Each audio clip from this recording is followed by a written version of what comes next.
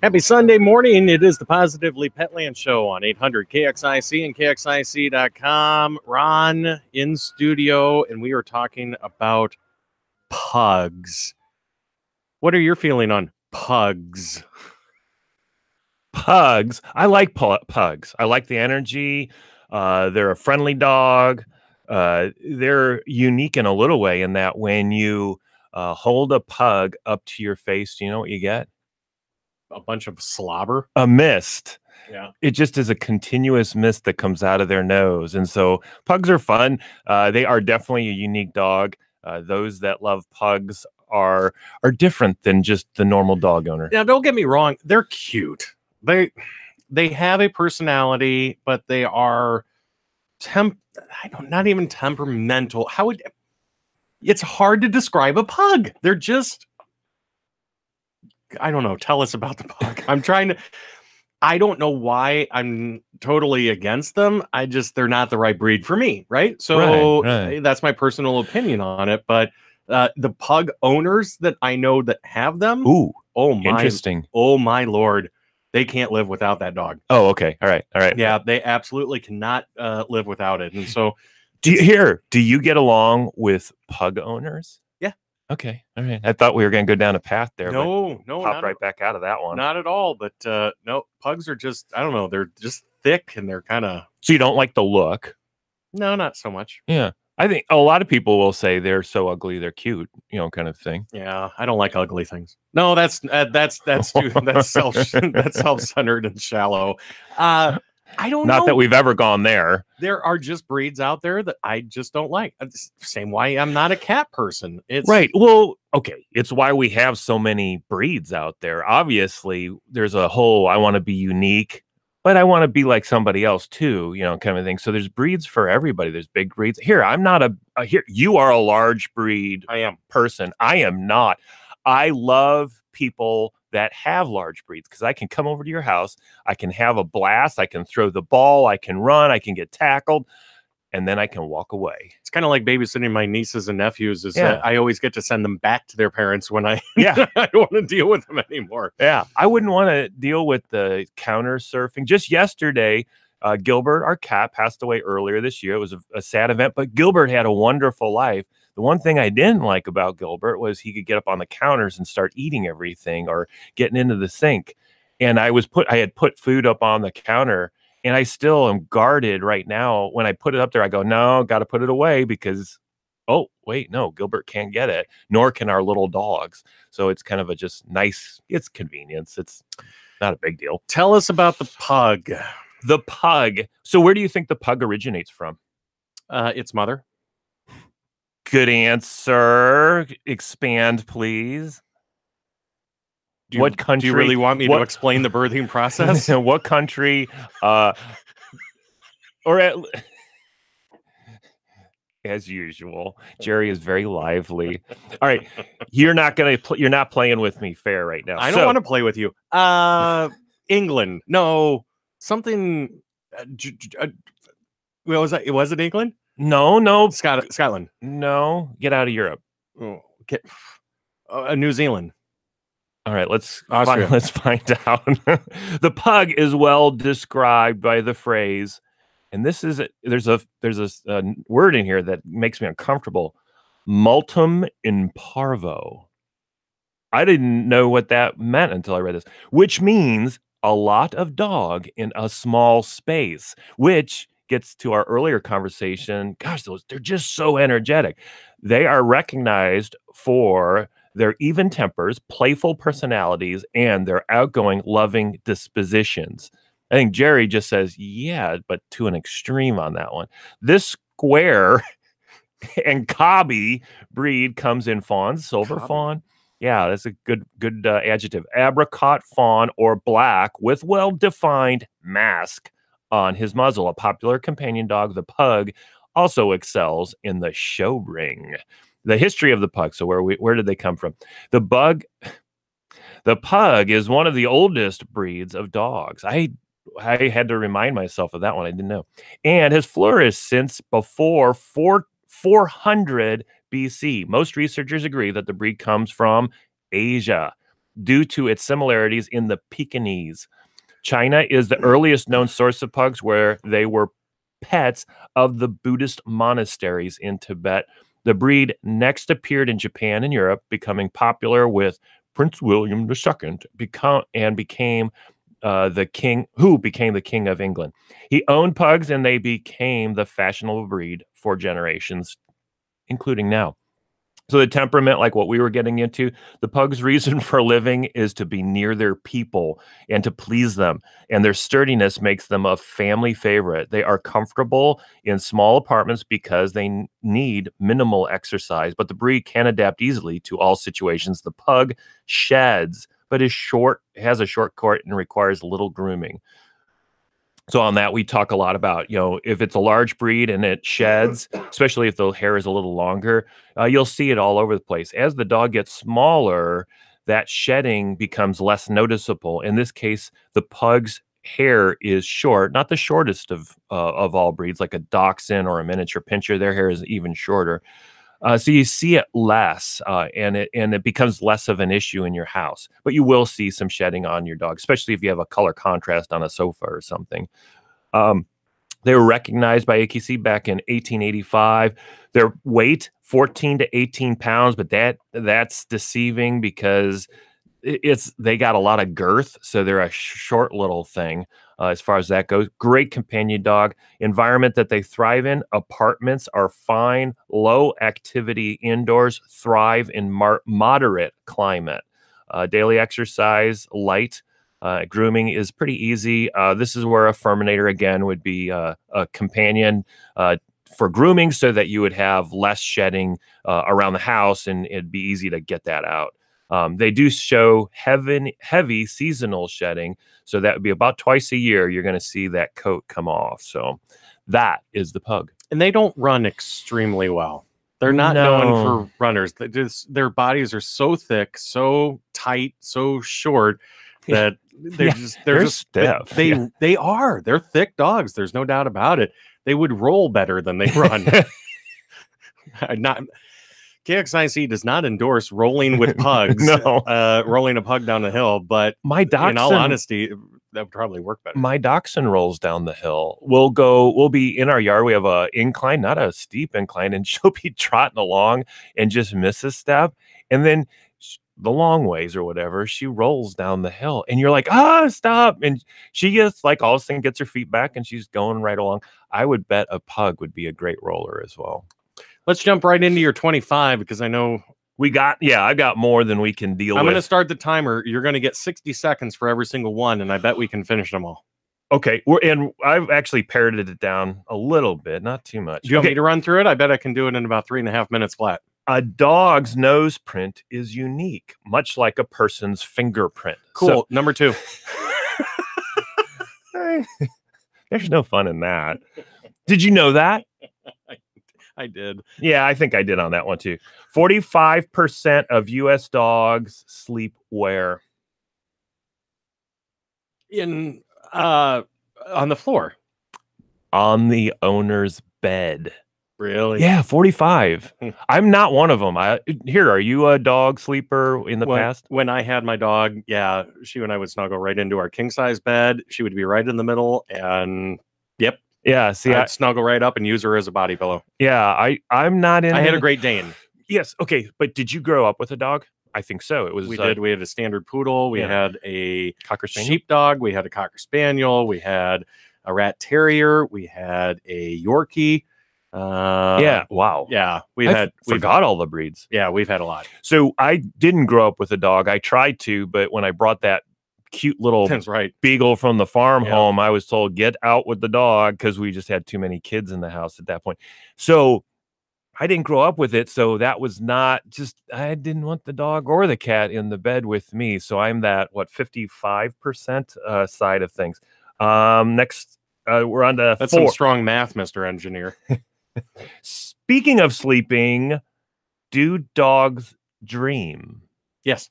Yeah, they do. But puppies and senior dogs dream more frequently than adult dogs. How do you know that they dream? You can see their legs kicking if they're doing something really good. Or, yeah.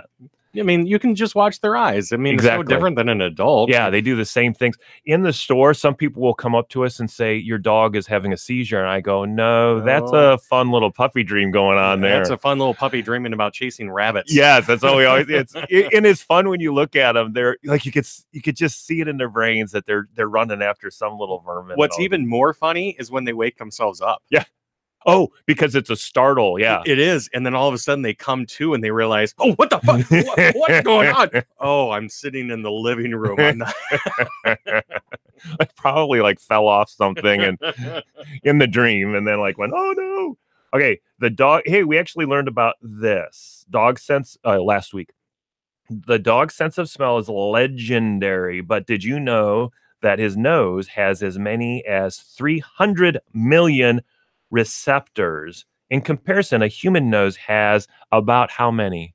I can't remember. Was 300? Yeah, 5 million. So that was a little bit a tiny fraction compared to what the dog has, which means I always, this isn't a perfect analogy, but I always say that dogs smell like we see, in that we see a lot of things. Oh, Officer Falcon has a thing when you walk into a house and mom's cooking chicken noodle soup, we say, I smell chicken noodle soup. Great analogy. Yep. We see it as a big picture thing, where a dog says, I smell pepper, I smell chicken, I smell, and just keeps the on broth and breaks it all down and smells all the different. Now I'm in the mood for chicken noodle soup, which is not a bad thing. Dogs' eyes have a part called the tapetum lucidum, which allows them to do what? Blink sideways. They can. I don't know if I'm pretty sure that second eyelid that they have can come across. The second eyelid when you see a pug or those bulgy-eyed breeds, the Chihuahua and stuff like that, allows them to see at night vision. Okay. So I was thinking of this, when we look at those computer screens that are doing night vision and all that kind of stuff, the screen is interpreting different wavelengths so that we can see them. They can actually see at night, and it's just different wavelengths that they're picking up with their eyes. So they have some receptors in their eyes that allow them to see different wavelengths. So at night, I'm always amazed because I'm walking through, I still trip over the dogs just like whether it was in the daytime. But they definitely know where I'm at because they'll start following me and all that kind of a thing. So that's that. The name collie means black. Why? Collie. Yeah, because a collie doesn't. I don't know. Collies once tended black-faced sheep. And so the term collie came onto the front of it. Of the name. I had nothing snarky there to try to add to the conversation. Yawning is contagious, even for dogs. Researchers show that the sound of a human yawn can trigger one from your dog, and it's 4 times as likely to happen when it's the yawn of a person he knows. I didn't know the statistic on that one. So that is fun. Go up to a dog, your own dog, and just start doing that.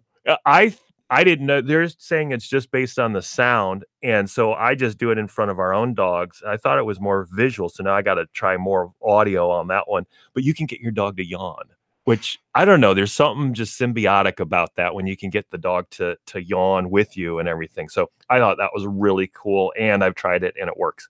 Dogs curl up in a ball when sleeping to do what? I would think keep their body temperature in. To protect their organs, a holdover from the days in the wild when they were vulnerable to predator attacks. Now, some of these, we really haven't talked to the dog about it. Yeah, they haven't told us. It makes sense. So, it makes sense, though. And some of the veterinarians that I've talked to said that if a dog really trusts you, it will go onto its back and expose its rib cage because they know that it's safe. Right. Or it trusts you, I should say. And some will also add on, it's being submissive to you, saying you're in charge and all that kind of stuff. And I think we're going to learn more about loveness or kindness that dogs share as well. Human blood pressure goes down when a when petting a dog, and so does the dogs. So this is recently, probably the last 5 years, they've done more studies on how can a dog be used in therapy. And so dogs are now, and actually other animals, horses as well, are being used in therapy. In fact, we have Camp Courageous. Am I saying it right? My daughter volunteered there, and part of what she did was walked with the horse while somebody was on the horse, and it was a therapy kind of situation. So that definitely is a cool thing. What's neat is I didn't know the dog's blood pressure went down too. So they're enjoying life just as much as you are. I wonder if a horse's blood pressure is also going down. That'd be interesting to know a little bit more about that. Horses are they're very particular, and if you think that a horse just doesn't have any emotions or feelings, you've never been around a horse before. They can play with you, and they know exactly what's going on, the same as a dog or even a human on a different level, obviously. But horses are very playful and spirited. Yeah. Hey, how are we doing on time? You're just fine. I'll let you know. I've got about a quarter left. Well, so you could have gotten 2 or 3 in that time. Yes. All right. Are dogs colorblind? No. Yes, they are. Sorry. Yes. No, they are not. Oh, misconception. They also see blue and yellow. So, you can do testing on color as far as, you get a treat every time yellow comes up. And I'm sure they did that on different colors, and they found that they could distinguish the blues and the yellows in there. All puppies are born with what we have 6 senses. I believe they would have somewhere around the same. What sense is not working? When they're born? Yeah, right when they're born. I would say sight. I think it's just that they're closing their eyes. Okay. So it still works. They're deaf. Okay. Isn't that interesting? I wonder, I don't think there's a real purpose other than it's still working, or maybe it's trying to figure this out. Are we born deaf too? I don't know. Because we talk about, the baby can hear me in utero. So I would assume. Yes, I would assume not. Then yeah, we hear that, but then is that a misperception as well? All right, Dalmatians are born with what color? Black and white. Completely white. Completely white, and then they establish the black spots. And then they develop their spots as they grow older. I know, I don't know what week they start coming in, but I think it's fairly rapidly. I know at 8 weeks they're fully spotted and everything is going, in that direction. All right. So now we're going to go on taste. Do you think dogs can sense taste better or worse than we do? My first inkling is to say worse. Yeah, they are. They're much worse. They're so not quite as. And the only reason I said that is it balances the equation that they can smell better than we can. So I would think that just from balancing the equation, right? Yeah, that they would be better at one, worse at the other. We're better tasters than we are smellers. Yeah, I wonder if they don't care as much about taste. Like we are really all about taste, and then we all have. Admit it, we all have tried dog food. Try to get a dog to eat a piece of broccoli. I think that they know exactly, or a piece of celery. If it's green, they're not into it. Yeah, our dogs will eat cabbage. If it falls down, they'll root. Carrots. They like carrots, yeah. Yeah, Callie likes carrots. I think it's a texture thing. Yeah, maybe that's it. She likes it, but her stomach does not. So if she eats a carrot, she's not good. Dogs have about 1,700 taste buds. We have 2,000 to 10,000.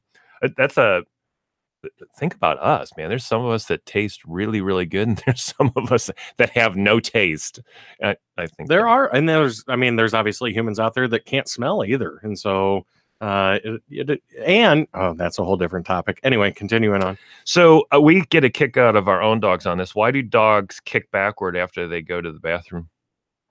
I'm not going to give you my first answer that popped into my head. Something to do with releasing the tension. Oh, wow. I thought you had it. I didn't want. So should I have gone with my first thought? Tell us what it is.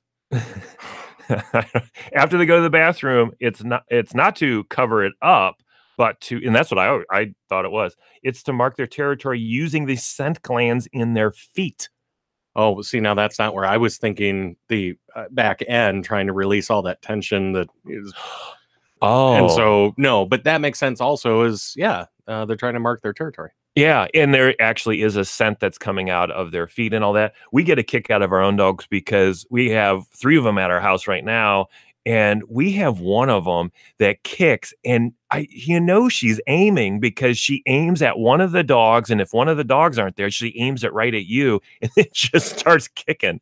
All right, 3 minutes. All right, and then my last one that we have, and there were more of them, but I just skipped over some. A recent study shows that dogs are among a small group of animals who show voluntary, unselfish kindness towards others without any reward.